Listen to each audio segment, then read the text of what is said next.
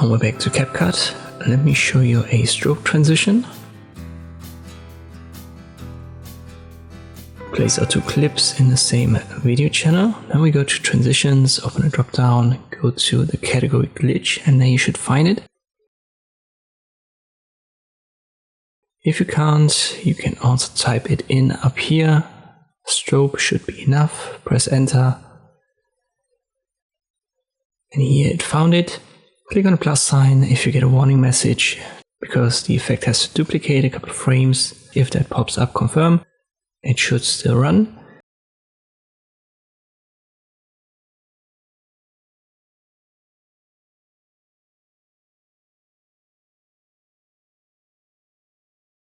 And you can adjust the duration up here.